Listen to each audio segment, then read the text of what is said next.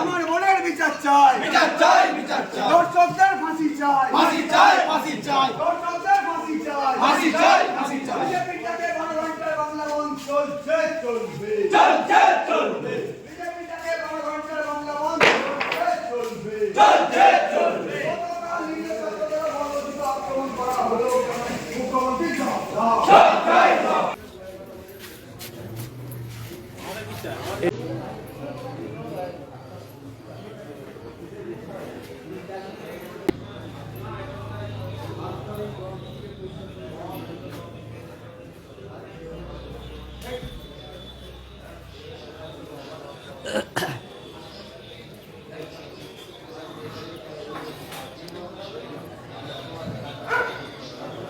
দেখুন, একটা নিরীহ মেয়েকে যেভাবে হত্যা করা হয়েছে তার প্রতিবাদ সাধারণ মানুষ জানাচ্ছে, তার বিরুদ্ধে ধিক্কার জানাচ্ছে।